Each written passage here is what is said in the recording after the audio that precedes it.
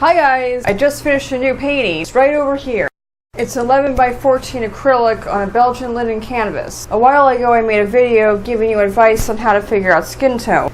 It's up here in case you've missed it. Anyway, while making that I realized that the variety of skin tones I've painted is pretty low. In fact, until I made the painting that's featured in this video, I'd only ever painted one non-Caucasian person. I just want to put it out there that I realize there are huge varieties of skin tones within every ethnicity, and that not every black person is going to look like the woman that I just painted. I could still get a lot more practice, but this is a start. Anyway, without further ado, here I am painting Woman with Hat. When I painted this woman's skin, I expected to use a combination of burnt umber and red, because that's what it looked like. What I didn't expect was to have to use orange, but I did. While working on this, I darkened my base color with Mars Black. I really should have used Ivory Black, but you learn as you go. Anyway, darkening flesh color with black doesn't always work, but it did in this case. Remember though, when you're painting anyone's flesh, there are always going to be shadows. Normally I start with white when I mix flesh color, but because her skin is so dark, I didn't this time. So instead of just putting more of the colors I would have mixed the white, and therefore making the color darker like I would for most people, I just mixed black.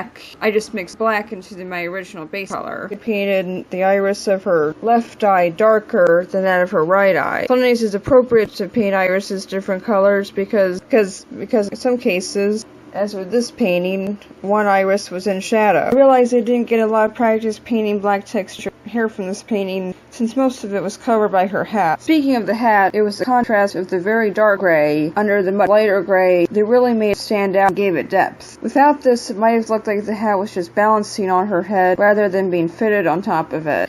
The contrast of shades does a lot to create the illusion that you could reach underneath her hat. Remember, you don't just want to draw a hat sitting on top of someone's head. That's what cartoons have. You want to draw it around the head, and you want to paint shadows in it. As always, there's an accompanying blog post to this painting explaining step by step how each element of it was done. Her bottom lip was actually pretty rosy, so if you're painting a black person's mouth, don't necessarily paint it all brown. For her clothes and earrings, I pretty much just intensified what I'd already done in the underpainting. I mean, I had it pretty easy. They're already the right color. Just need to put a bit more gray on them. And here it is, Woman with Hat. And we're back. Thank you so much for watching. I hope you enjoyed this, and if you want to hear more from me, sign up for my email list below. When you do, you'll get a weekly update from me sent straight to your inbox, which includes a photo and links, as well as a one-time 10% discount off of any purchase or commission from me. I'll see you all next week.